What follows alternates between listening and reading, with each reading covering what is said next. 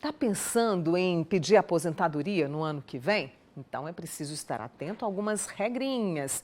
Desde a reforma da Previdência, né, lá em 2019, a cada ano a gente vem colecionando mudanças. E o que está previsto para 2024? Estou recebendo aqui hoje a advogada em Direito Previdenciário, a Pabla Mendes. Pabla, obrigada, viu, por ter vindo. E a turma já está atenta, porque de repente, pelas continhas, pode se aposentar o ano que vem. Agora, desde 2009 é isso, né? Vai contando anos aí para a pessoa aposentar. Na verdade, em 2019 nós tivemos a grande reforma da Previdência, né? E com isso foram criadas regras de transição, para que aquelas pessoas que estavam prestes, né, ou próximas ali de se aposentar, elas não ficassem tão prejudicadas. E aí, porque antes a gente tinha aposentadoria por tempo de contribuição, não se exigia idade mínima, né? Mas veio a reforma e disse, não existe mais essa aposentadoria, agora é só por idade. Mas até que, digamos assim, se torne justa, as pessoas que estavam próximas de se aposentar, elas fazem jus a algumas regras, que é o que nós vamos ver hoje. Vamos então mostrar algumas regrinhas, porque para 2024 a gente tem mudança, não tem? Temos mudanças. Então eu queria que o pessoal colocasse ali, por favor, né, para que a turma pudesse acompanhar o que está previsto. Então, nós temos a aposentadoria por tempo de contribuição, por essa regra aí, que é a regra da pontuação. Tá. O que significa? A soma da idade ao tempo de contribuição, ela tem que respeitar essa pontuação. Para 2023, para o homem, são 100 pontos. Para 2024, passa para 101. Isso significa dizer que um homem hoje, ele precisa ter pelo menos 35 anos de contribuição e o restante somar aí para a aposentadoria, para somar os 100 pontos, ter o restante da idade. Para 2024, vai aumentar um ponto, então nós precisamos aí ter 101 pontos para o homem e 91 pontos para a mulher. E aí, quando essa regrinha dos pontos, ela vai atingir o máximo ali, um dia desses aí? Vai atingir sim. Para as mulheres, né, nós vamos pará-la ali nos 100 pontos. E para os homens, 105 pontos, entendeu? Então vai aumentando um ponto a cada ano, de modo que o homem para em 105 pontos, aí qualquer pessoa ali, somando idade ao tempo de contribuição, o homem teria que ter 105, mas isso é ano a ano. O ano que vem, 2024, 101, depois 2025, 102, ano a ano até que dê 105. E para as mulheres, hora que chegar nos 100 pontos, a gente para. A gente para com essa contagem. Muita gente se pergunta o seguinte, a aposentadoria por tempo de contribuição acabou? Ela acabou porque ela, a médio prazo, ela deixa de existir porque essas regras elas vão se tornando, digamos assim, viáveis, né? Porque suponhamos hoje uma mulher com 30 anos de idade, para ela contribuir, para completar os 100 pontos, começar um tempo mínimo de contribuição, que são 30 anos de tempo de contribuição, essa pontuação, dessa pontuação, por exemplo, para a mulher hoje, se ela tem que ter 90 pontos, veja, e desses 90, 30 obrigatoriamente tem que ser de tempo de contribuição, ela tem que somar com 60 anos de idade, entendeu? Para o ano que vem, se ela tem que ter 30 anos de tempo de contribuição, obrigatoriamente ela tem que ter pelo menos 61 anos de idade. Essa regra, Mônica, ela é vantajosa para quem tem muito tempo de contribuição e aí você soma com essa idade para chegar nessa pontuação, entendeu? E aí essa aposentadoria ela deixa de existir quando, com o passar do tempo, eu, por exemplo, que ainda tenho pouco tempo de contribuição, eu não vou atingir essa pontuação. Sim. Aí eu entro na regra permanente da aposentadoria por idade, que para mulher 62 anos de idade, com um mínimo de 15 de contribuição. Isso tem causado ainda muita dúvida, muito questionamento?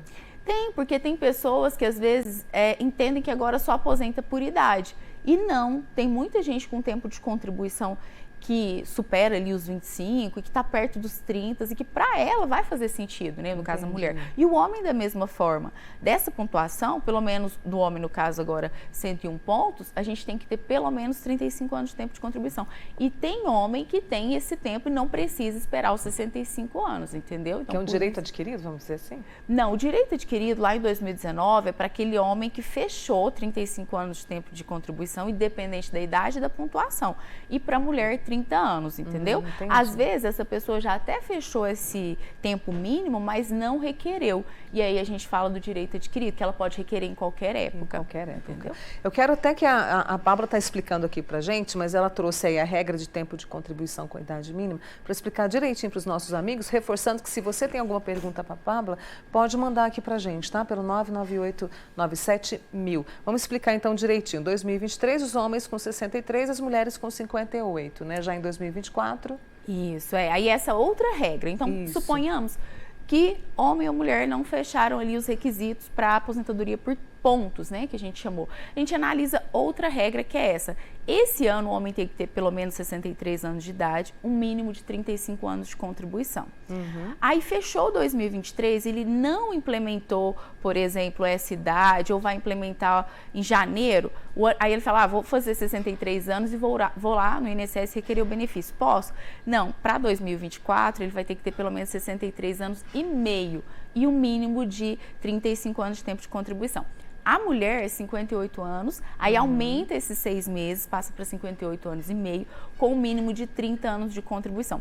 É importante a gente falar, Mônica, por mais que pareça difícil, as pessoas falam, Pábula, mas 63 anos e meio e 35 de contribuição. Mas existem muitas pessoas, existem pessoas que estão muito próximas disso, existem pessoas com algumas particularidades, como reconhecimento de tempo especial. Quem trabalhou em área de risco, às vezes não vai ter os 35 anos ou 30 anos da mulher, e a gente consegue aumentar esse tempo, aumentando 40%. Então, é importante a gente conhecer o trabalhador, saber que ele tem alguns direitos que às vezes não tendo a contribuição, a gente consegue aumentar o tempo. Reconhecimento de tempo rural, tem muita gente que trabalhou na zona rural, é possível reconhecer o tempo rural a partir dos 12 anos. Tempo de serviço militar, aquele militar obrigatório, aluno aprendiz em escola técnica, que às vezes ele ficava lá em regime de internato.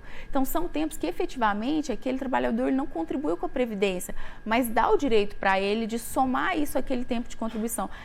Trabalho internacional, às vezes teve gente que foi para algum país, ficou lá 1, 2 anos, aí a gente tem que analisar o tratado internacional, porque às vezes no Japão, por exemplo, é muito comum brasileiros irem para o Japão e aquele período ali ser contado aqui no Brasil, entendeu? Tem algumas regras, mas a gente não pode se esquecer desses detalhes, porque isso aumenta o tempo de contribuição e faz chegar perto dessa regra aí. Tem uma amiga nossa aqui que ela está participando, são muitas perguntas chegando aqui, Marielle, me ajuda. Como é que ela faz para resgatar a aposentadoria do pai dela que faleceu? Eu procurei a pergunta dela aqui, mas cortou, sabe? Cortou um pouquinho, eu queria até que você me ajudasse. Nesse caso, trata-se de pensão? Então, ela resgatar a aposentadoria do pai não tem como. Se ele é falecido, os dependentes têm direito à pensão por morte. Tem que se atentar. Se ela é filha menor de 21 anos, é dependente, tem direito, ou ainda que maior de 21, se for inválida na data do óbito, ela também tem direito. Uma amiga nossa tem 62 anos, aliás, é um amigo, perdão. Tem 62 anos, faltam 10, então, para se aposentar, tem que continuar pagando até 15 anos? Pode explicar para essa pessoa? Sim, se tem...